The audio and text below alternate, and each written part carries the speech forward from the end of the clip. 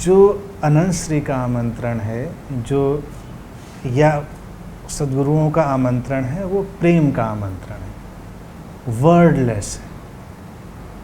वो बस जा रहा है और वो प्रेम की तरंगे ही खींच कर ला रही हैं। और जो इम्पार्ट करना है, जो चीज़ लानी है यहाँ पर, जो चेतना का एक ट्रांसफॉर्मेशन लाना है, उसको ले आया गया है। वो पहले से ही वहाँ पर है और वो बस रेडिएट हो रहा है, इसलिए बुलाया नहीं जा रहा। लेकिन वो एक अकथित आमंत्रण है जो लोगों को सुनाई दे रहा है। जिनको सुनाई दे रहा है वो आते जा रहे हैं। ये मैं भी कह रहा हूँ, अब मुझे कुछ और भी कह रहा हूँ। The question is why we need super human, why we need super human. एक ये भी है, इस जो आपकी चर्चा का प्रश्न है, तो उसमें एक अपने आप से पूछने की ज़रूरत है कि हमें अति मानव की ज़रूरत क्यों है, क्यों पड़ती है। आज हम जिस टाइम में रह रहे हैं, एक बहुत ख़तरनाक टाइम ये है जहाँ पर एक्चुअल एक्शन के बजाय सारा वर्चुअल एक्शन होता है।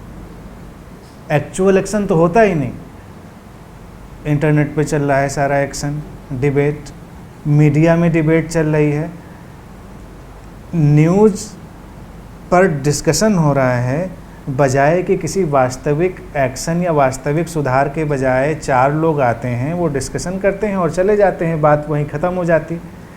ये एक नया युग है और ये भी उन लोगों की माइंड की कैटरिंग है जो केवल डिस्कशन में रुचि रखते हैं, जिनको वास्तविक बदलाव की कोई रुचि नहीं, बस केवल वो डिस्कशन करते हैं और फिर भूल जाते हैं। और कई बार तो मुझे लगता है कि बहुत सारी बातों के न्यूज़ में आने की ज़रूरत भी नहीं होनी चाहिए। हमें नया युग निर्मित करना चाहिए और मीडिया के लोगों को भी, अब मीडिया के लोग क्या करें बेचारे, उनको कितनी भी आप बात समझा दो, वो भी दुकान खोल के बैठे, चैनल चला रहे हैं, इतना पैसा लगाया है, चैनल को बेचना है, अखबार छाप रहे हैं, इतना पैसा लगाया है, बेचना है उनको। तो बेचने के लिए 24 घंटे में वो क्या करेंगे, अपने जर्नलिस्ट के ऊपर दबाव बनाएंगे, कोई क्लिप लाओ, कोई अच्छी क्लिप लाओ, कोई थोड़ी मसालेदार क्लिप लाओ।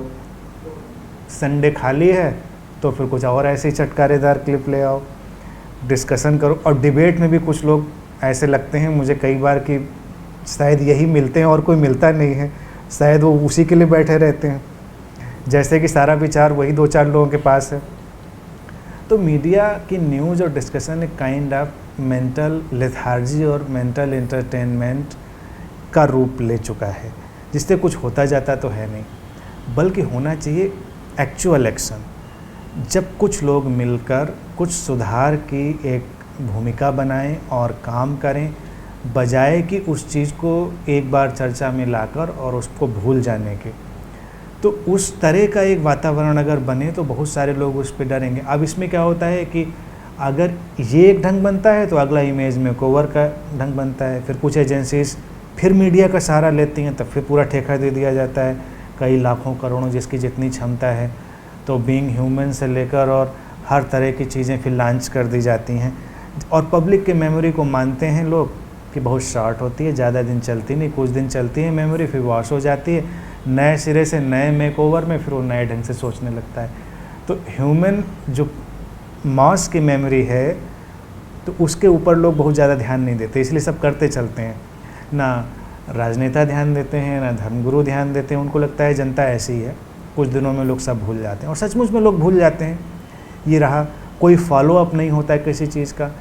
तो मुझे लगता है कि बजाय केवल डिबेट और डिस्कशन के, लोगों के अंदर अंतर मंथन शुरू होना चाहिए, अपने अंदर, कि हम क्या चाह रहे हैं।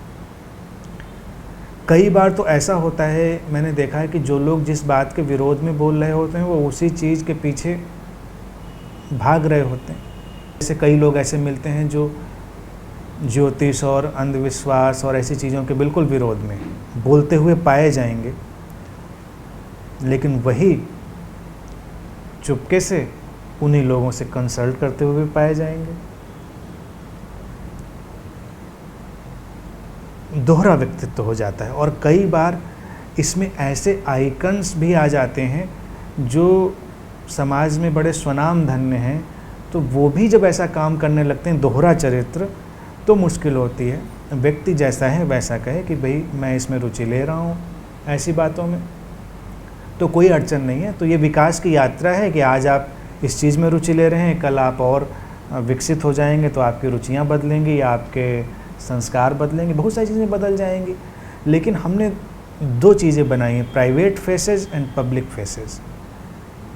प्राइवेट फेसेस और हैं और पब्लिक फेसेस और हैं, और फिर इसी चीज़ का इनलार्ज्ड फॉर्म हमारे राजनेता और हमारे धर्मगुरु भी बन गए हैं, जिनके पब्लिक फेसेज कुछ हैं, प्राइवेट फेसेज कुछ हैं। तो वो हमारे ही इस इंडिविजुअल फिनोमेना का एक बड़ा एक्सपेंशन हो गए हैं। They are working in private faces and public faces. Conflict ये क्वेश्चंस सभी के अंदर आजकल हैं, और अच्छा होता है कभी कोई मित्र उनको स्वर दे देता है तो उन पर बातचीत हो जाती है। प्रश्नों से आगे जाना उचित है, लेकिन फिर अनंत के ही लोगों को उस बहुत बड़े समुदाय के लिए एक समाधान भी प्रस्तुत करना है जो उसके अंदर प्रश्न चल रहा है। तो कई बार ये प्रश्न आपके अंदर नहीं उठ रहा है, लेकिन आप उसको आवाज़ दे रहे हैं, आप उसकी आवाज़ बनते हैं। और एक बार अगर वो समाधान की तरंग पैदा होती है तो ऐसा नहीं कि आप किसी को सुनवाने भी जाएंगे या किसी को बताने जाएंगे, बस वो तरंग तैरने लगेगी वातावरण में और वो अपना काम करेगी, बहुत सारे लोगों के अंदर उतर जाएगी वो वाइब्रेशन और लोगों के अंदर एक समाधान आएगा। अभी मैं पहली बात पर लौटता हूँ, जो बात कही थी मैंने कि हमें अतिमानव की, सुपर ह्यूमन की ज़रूरत क्यों है। डॉक्टर साहब ने जो बात कही वो अपनी जगह बिल्कुल ठीक है, लेकिन इस प्रश्न में अभी हम नहीं गए। अतिमानव की ज़रूरत व्यक्ति को इसलिए पड़ती है जब तक वो अपने स्वभाव से दूर है, अपने स्वभाव से दूर है और अपनी अंतर यात्रा पर काम नहीं कर रहा है, अपनी जिम्मेदारी खुद नहीं ले रहा है, अनिश्चितता और असुरक्षा का स्वीकार नहीं कर रहा है, तब तक उसे सुपर ह्यूमन की ज़रूरत पड़ेगी। जब बच्चा टीन एज में होता है या होश संभाल के टीन एज तक पहुंचता है तो वो अपने माँ बाप को उस सुपर ह्यूमन के रोल में डालता है। टीन एज की शुरुआत तक उसके माँ बाप उसके लिए डेमी गॉड होते हैं। किशोरावस्था की टीन एज की जो बहुत बड़ी समस्या है वो आइडेंटिटी क्राइसिस की है। जो बाल मनोविज्ञान है वो इस पर अन्वेषण करता है और पाता है कि उस समय बच्चों के अंदर जो निराशा और अवसाद पकड़ता है वो इसलिए क्योंकि बच्चों ने अपने माता पिता को एक बहुत ही आदर्श और अतिमानव की तरह देखा, जो कि उनकी कल्पना के लिए उस समय बड़ा ही स्वाभाविक था, और फिर वो अपनी छवियों को टूटते हुए देखते हैं। जब वो किशोर अवस्था में प्रवेश कर रहा है, उसको इतनी समझ और इतना होश आ रहा है, वो समझने लगा है कि जीवन क्या है, यथार्थ क्या है, स्वप्न क्या है, सब उसको समझ में अब आने लगा है। तो वो देखता है कि उसके माँ बाप भी तो साधारण ही हैं, उनके भी मिट्टी के पाँव हैं, सबके जैसे हैं। तो एकदम से उसको बड़ा धक्का लगता है, आइडेंटिटी क्राइसिस से गुजरता है। ये जो ट्रॉमा है यही धर्मों के उपज का काम करता है, यही हर चीज़ की उपज का काम कर रहा है, गुरुओं को भी यही उभारता है। क्योंकि फिर दो यात्राएं इस बिंदु पर प्रारंभ होती हैं। जब आइडेंटिटी क्राइसिस हुई तो या तो हम रियल आइडेंटिटी की सर्च में जाएं या हम आइडेंटिटी को फैब्रिकेट करने की कोशिश करें। आइडेंटिटी को फैब्रिकेट करना आसान है, सरल है, और रियल आइडेंटिटी की तलाश में जाना थोड़ी देर के लिए फिर विचलित करने वाला है। तो बहुत सारे लोग मेजॉरिटी में फैब्रिकेटेड आइडेंटिटी की तरफ जाना चुनते हैं। तो टीन एज का जो एक नाजुक दौर होता है, जब वो पार हो जाता है वो फिर मैच्योर हो जाते हैं और क्लेवर हो जाते हैं। चालाक हो जाते हैं तो फिर से वो अपने माँ बाप को डेमी गॉड में इस्टेब्लिश करने की कोशिश करते हैं। आप देखते होंगे स्कूल, कॉलेज, धर्मशालाएं, संस्थान जो सक्षम हैं वो हमेशा कोशिश करते हैं कि अपने माँ बाप की कुछ ऐसी छवि बना दें कि जिसमें लगे कि वो बहुत महान थे। नहीं थे तो कहानियाँ गढ़ेंगे। होते भी हैं, आप प्रेम करते हैं, ये अच्छी बात है, लेकिन हर प्रेम करने वाला व्यक्ति सुपरमैन हो, सुपर ह्यूमन हो, ये तो ज़रूरी नहीं। इंसान है, काफ़ी है, आपस में प्रेम था, ये पर्याप्त है। लेकिन हम कोशिश करते हैं।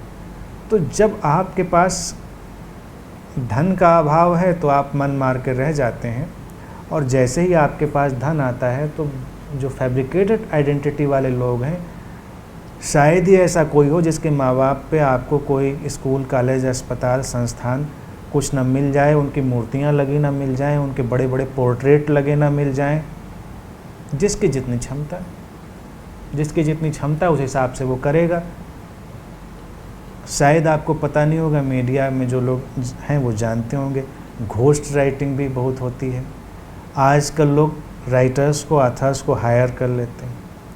तो फिर वो कहते हैं, अभी हायर करना भी सबके बस की बात तो नहीं है, आपको बड़े संसाधन चाहिए। फिर कहते हैं कि मेरे परिवार या मेरे माता पिता की कुछ अच्छी जीवनी लिखो, एक गुड बायोग्राफी जिसमें कुछ अच्छी इमेज उभर कर आ जाए, नियर टू सुपर ह्यूमन। फिर एक्सपर्ट्स हैं, सारा मटेरियल है, वो उठाकर कहीं ना कहीं से ताना बाना बुनकर उसको पेश कर देते हैं। कई बार तुम खुद भी अपनी लिखवाना चाहते हो कि कोई मेरी ही लिख दे, सुपर ह्यूमन। अक्सर लोगों के मुंह से तुम सुनोगे कि मैं अपनी जीवनी लिखूंगा। What for? Who is there to read that biography and why one should read it? किसी को क्यों पढ़नी चाहिए आपकी जीवनी? लेकिन तुम अपने को इतना स्पेशल समझते हो, अपने जीवन को इतना स्पेशल समझते हो कि तुम्हारी बायोग्राफी छपनी चाहिए, लोगों को पढ़नी चाहिए। यही तो सब दमित आकांक्षाएँ हैं जो फिर बहुत सारे और बाई प्रोडक्ट लाती हैं। फिर अपनी नहीं लिख पाएंगे तो फिर कुछ और काम करेंगे। फिर यही फैब्रिकेटेड आइडेंटिटी फिर फैब्रिकेटेड गुरूज को बनाती है। यही फैब्रिकेटेड आइडेंटिटी फैब्रिकेटेड रिलीजन बनाती है। रियल आइडेंटिटी फिर रियल गुरु को क्रिएट करती है, रियल रिलीजन को लाती है। ये दो रास्ते, जो टीन एज का ये आइडेंटिटी क्राइसिस का वक्त है, ये सारी भूमिका निभा देता है। तो हमको समझना पड़ेगा कि हमें चुनाव क्या करने हैं। और माँ बाप जब बच्चों के सामने उदाहरण लाना चाहते हैं तो उनको शुरू से ही, बचपन से ही बच्चों के साथ ह्यूमन हो जाना चाहिए, साधारण हो जाना चाहिए, जितने साधारण वो हो सकते हों, और अपनी अच्छाइयों बुराइयों सबके साथ उनसे व्यवहार और वार्तालाप करनी चाहिए। जो जानते हैं उसकी बात करनी चाहिए, जो नहीं जानते हैं उसकी बात करनी चाहिए। सुनने में बात आसान लगती है, लेकिन ऐसा शायद ही कोई माँ बाप करता है। बच्चों से तुम ऐसे बात करते हो जैसे तुम सब कुछ जानते हो।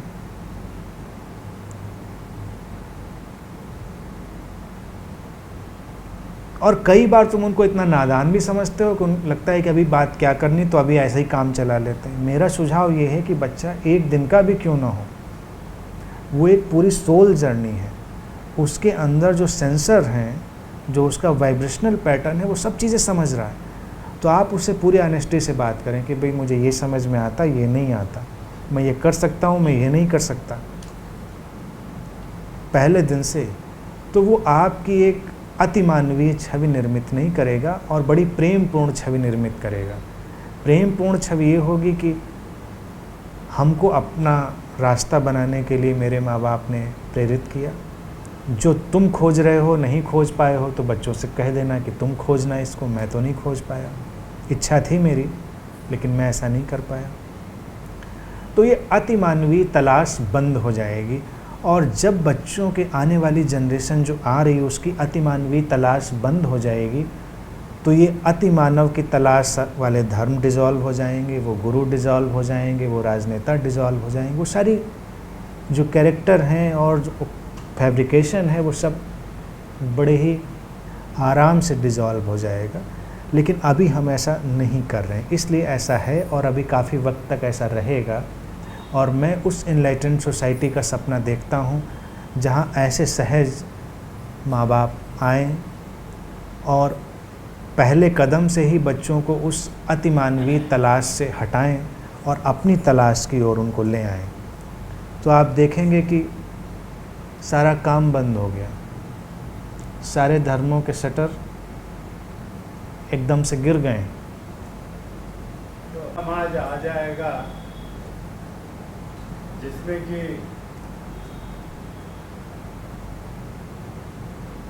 व्यक्ति अपनी तरफ देख करके और अपनी जो देन है या जो अपने को जो चेंज किया है, सुधारा है, बनाया है, उसी को लेके आगे चल रहे हैं। जी, अपने ऊपर काम प्रारंभ करेगा, वो अपनी यात्रा तलाशना शुरू करेगा। ये आप देख रहे हैं फ्यूचर में, ये आप उम्मीद कर रहे हैं, दोनों पॉसिबिलिटी देख रहे हैं, दोनों देख रहे हैं। दोनों बातें। इट इज़ हैपनिंग और वो चाहता हूँ ज़्यादा मात्रा में हो। अच्छा, अब मुझे एक बात कहनी थी महाराज जी, जो कि मैंने उसमें समय का मैं तो जिक्र कर दूँ, कोई चीज़ रिजॉल्व जल्दी तो होती नहीं ज़िंदगी में। तो मुझको लगता है कि जो हमारा ये आध्यात्मिक जो खोज है, ये इंडिविजुअल खोज है, ये कलेक्टिव नहीं है। ये इंडिविजुअल सही है कि नहीं? Exactly, it is individual journey. लेकिन बहुत सारे इंडिविजुअल जब एक ही प्यास से चलते हैं then it become collective also. ठीक है, वो तो है। अच्छा, अब देखें, बाबू के पास आते हैं फिर। अगर ये इंसान ठीक था और इसमें एबनॉर्मलिटीज आ गई स्पिरिचुअल क्वेस्ट की तरफ और एकदम बिखर गया, जैसे इस वक्त लगता है बिखर गया है कि पुलिस ऑफिसर्स को जो है वो भूत दिलवा रहा है।